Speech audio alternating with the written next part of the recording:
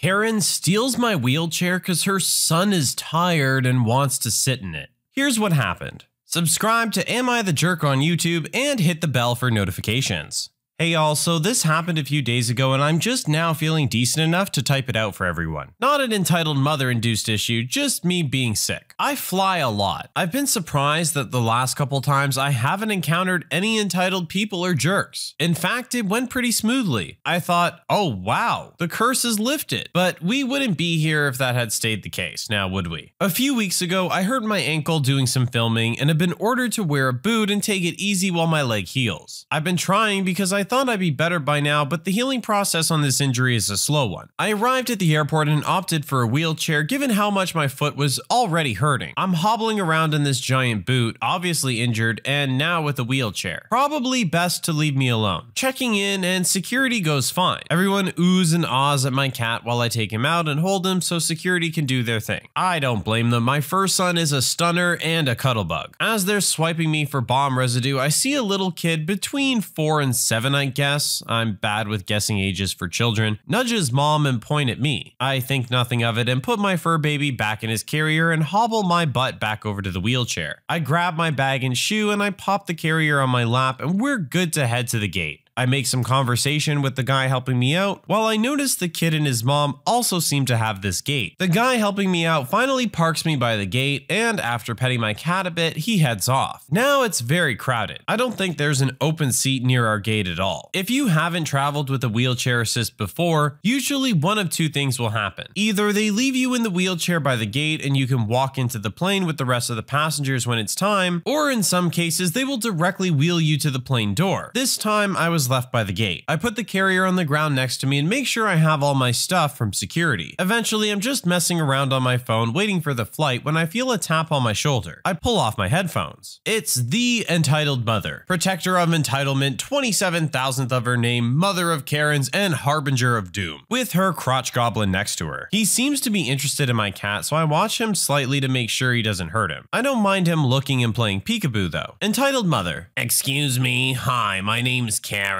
Me. Oh, hi Karen. How's it going? Entitled mother looks shocked. First of all, I'd appreciate if you call me ma'am or Miss Karen. Learn some manners. Me. Okay. Did you need something, Karen? Entitled mother sighs. I asked you once to just… Anyways, that's not important right now. I need you to get up. Surprised that she dropped the ma'am thing. Maybe she really does need my help with something. Me. Is everything okay? Did I get rolled onto some of your stuff? I can move the chair so you can look if you need. Entitled mother. No, I don't need you to move the chair. I need you out of the chair. Me. May I ask why? Entitled mother getting peeved off. Well, aside from the fact that an adult is asking you for something and you should do it, if you must know, my son is tired and needs a place to sit. Excuse me? I'm not a child. I'm 25. I don't have to call her ma'am, and I certainly don't have to do what she says just because she's an adult. Obviously, I don't say that to her. I'm still respectful. Me with nervous laughter. Big mistake there. Oh, I'm sorry, but I think I'm just gonna stay in the chair. Entitled mother. You're laughing at my child's pain? What kind of trash are you? Me. No, sorry. You just caught me off guard. I thought you needed my help with something. Entitled mother. I do. I need you to get up so my baby can sit. Me. As I said, I'll be staying in my chair. Maybe there's some seats in between the gates where you and your son could sit and wait. Entitled mother. But he's tired. It's too far to find empty seats. There's only some at the food court. Me. And I'm injured. It would also be too far for me to walk to the food court area, only to walk back 15 minutes later. Entitled mother. We saw you standing in security. You can stand here. She hits the wall next to me for emphasis. You have somewhere to lean, so give us the chair. Me. No, please leave me alone. I will stay right here till it is time for me to go inside. Entitled mother. Really? You won't help a poor child? You're heartless. Me. Sure, if you say so. Put my headphones back on because this conversation is over. I'm done. She huffs and grabs her kid and walks away. The end.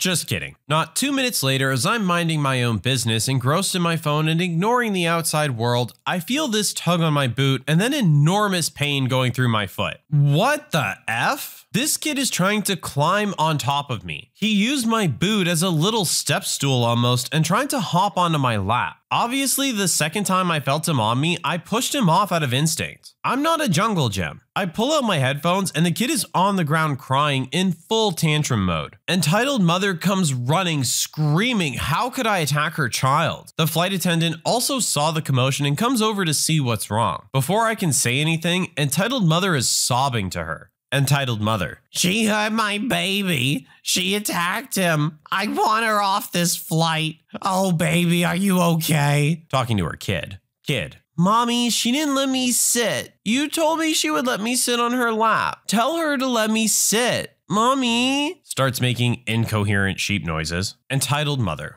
See what you did? Just give us this seat. As of right now, I'm still in my chair, kid is on the ground, entitled mother is practically trying to shove me out of the chair. I'm in a fair amount of pain and now extremely peeved that this woman is making a scene. Flight attendant, ma'am, what exactly are you trying to do here? Entitled mother, I just need this chair. Look, tell her she'll be allowed to go on the plane again if she just gives me this chair. Flight attendant, ma'am, she's done nothing wrong. Please leave her alone. She's an injured traveler. The chair is for her. Entitled mother, the chair's for people who need it, and right now my son needs it. She's been rude and has attacked my son. If she won't give me her chair, I want her removed from the flight. Right now. Flight attendant, ma'am, you are harassing other passengers. That is not allowed. Now, I will give you one chance to calm down, apologize to this young lady, and hope that she doesn't wish to press charges. Entitled mother. Charges for what?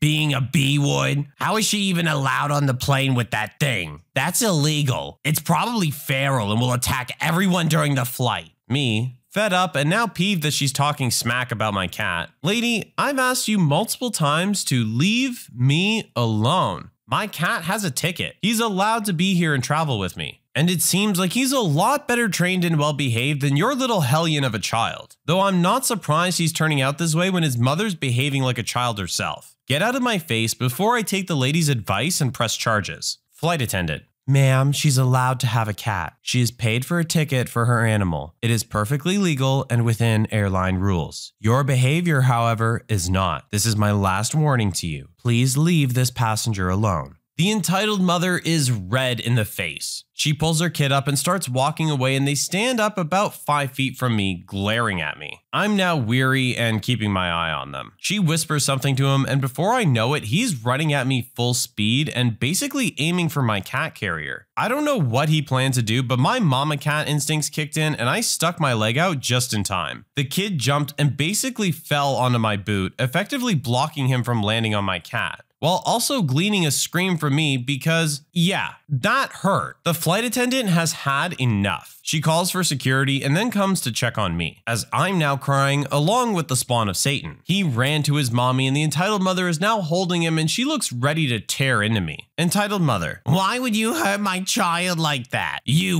witch. Me, why would you send your kid to attack me or my cat? This is the second time he's gotten hurt doing stupid things you told him to do. Entitled mother, I would never. Kid, but mom, you did say to sit on the kitty's box and squish him as hard as I can. Entitled mother to her kid, shut up, that's not what I said. Security arrives and the flight attendant tells them that they need to remove a passenger. Entitled mother, for some reason, thinks she's still in the right and steps aside, telling the guys, she's right here, take her away, she hurt my kid. The flight attendant and I share a gobsmacked look before she turns to entitled mother. Flight attendant, ma'am, you and your child will not be allowed to fly with us today. Security will escort you out and your bags will be retrieved when possible. Please gather your things and follow these gentlemen. Entitled mother looks like someone slapped her with a fish. What do you mean? She's the one who's being rude. You need to kick her off this flight. I'm fine. I haven't done anything wrong. My son and I will be getting on this plane as he has to be back for summer camp, and we can't afford to find a new flight. So we will be staying.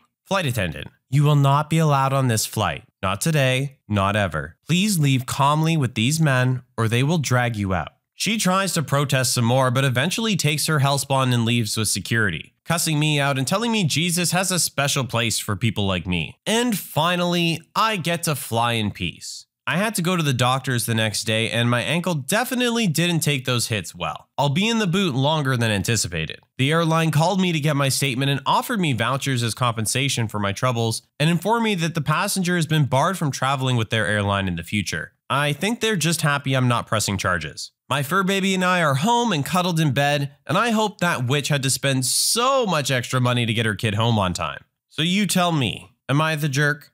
Wow, I'm not gonna lie, I felt like this one was over 3 times and it just kept going. Did this mother actually send her child to attack a person in a wheelchair and their cat? If the poster's telling the story accurately, that's certainly what it sounds like. This mother has clearly instilled some horrible behavior in her kid, and I do like that the poster actually calls her out on it too. But whether your kid's tired or not, you don't bug the person in the wheelchair. Surely there was a ton of other people just sitting in normal chairs that you could have asked for a seat, or just let the kid sit on the floor. They're a kid. They don't care. I feel like what really sucks about this story more than anything is that these people actually ended up further physically injuring the person in the wheelchair. In a lot of cases, it ends with a bad interaction that you think about when you get home and maybe it bugs you for a few days. But this one ended up actually causing physical pain and extending an injury. Surely even a child knows that this is wrong. Of course, we did establish this was a hellspawn.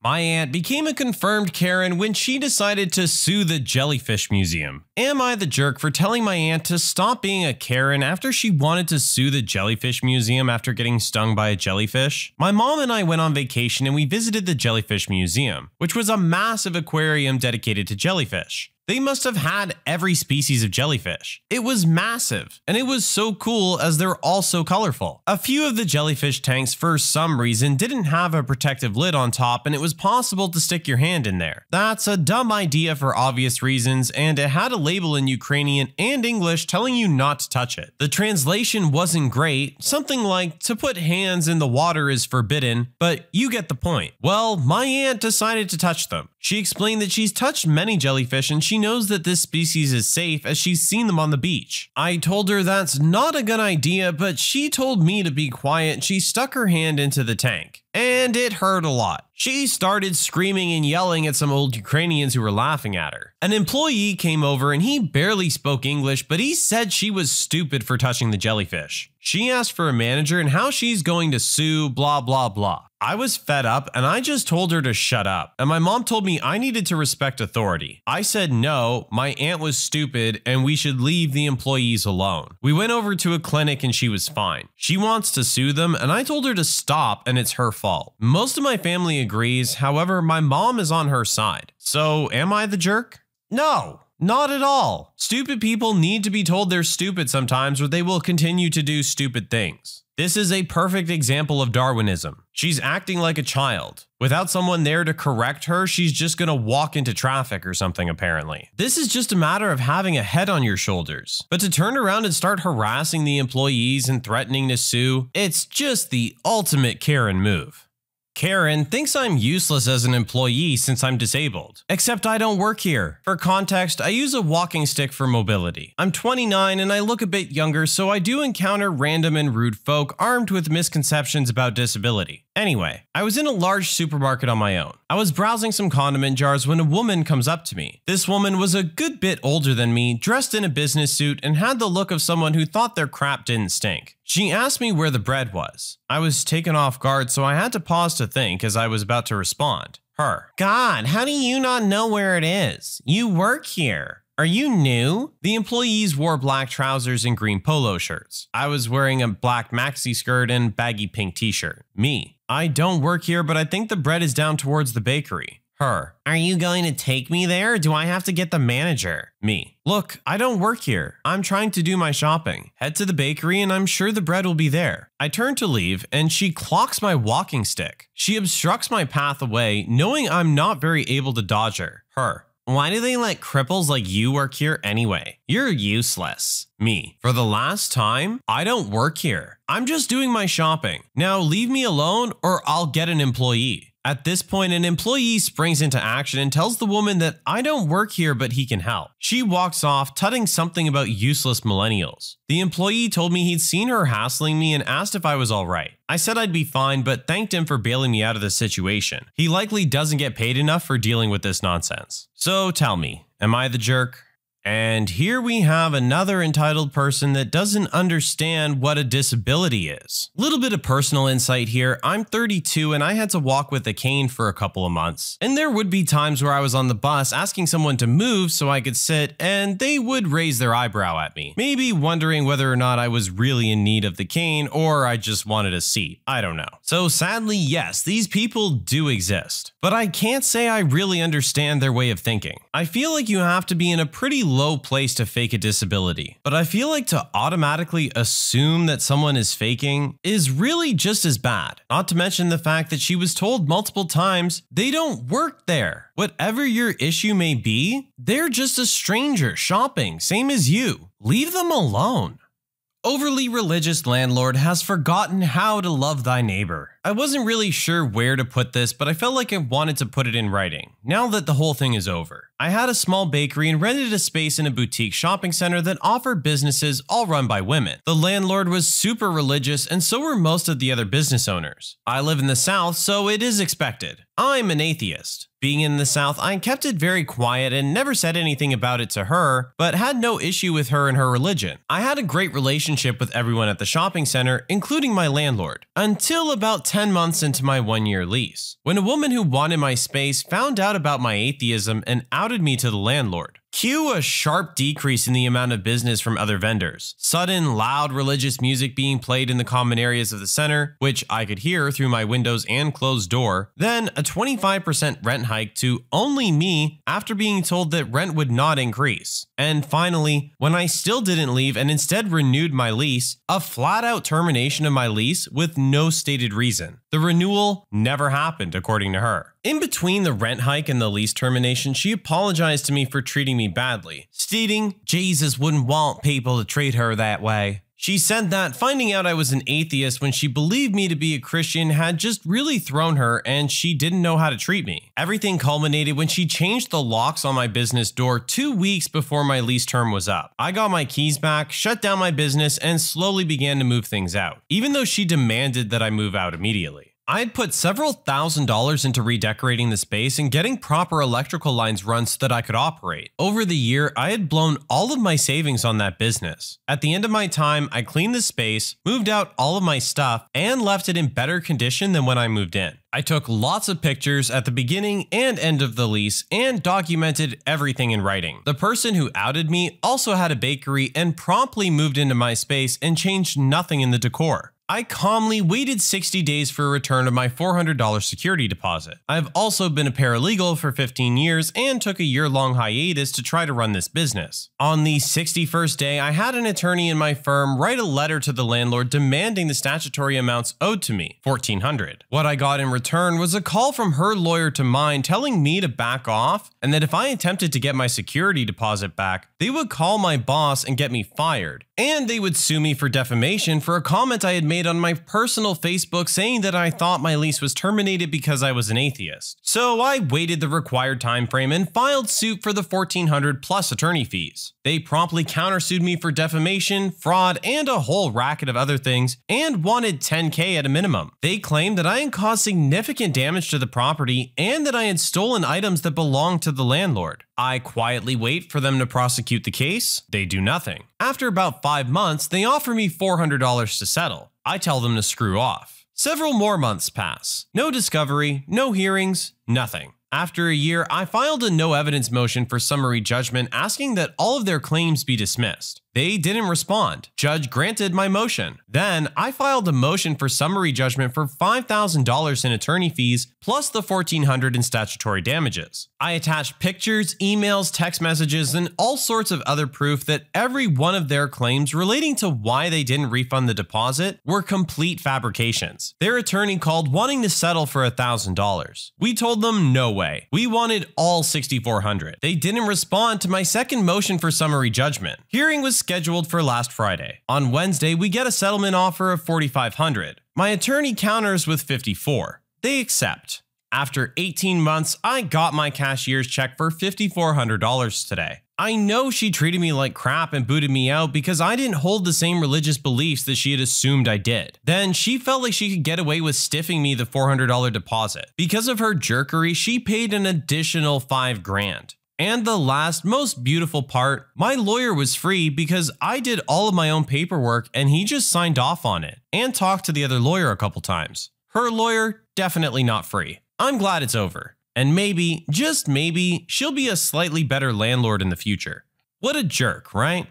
Well, you said it. I really hope she learned her lesson. That is not any way to do business. You're asking for a lawsuit. Religion should never be a factor in anything like this. At the end of the day, if she keeps the place clean, there's no issues, and she pays her rent, what she does on her own time is none of your business. But what can I say? At the end of the day, it's just a jerk who decides to be offended by someone else's choices. It does suck that the poster wasn't able to get their business up and going, but I hope that they were able to relocate and get something started. In the meantime, as they said, this case is over. They don't need to worry about it anymore. You got them good. Just move forward from here. When you subscribe, make sure to hit the bell to turn on notifications. Put the playlist on in the background to finish listening to all the stories, linked at the top of the description. And if you like Am I the Jerk, give Am I the Genius a shot, linked in the description as well. Either way, thanks a lot for watching, and we'll see you guys next time.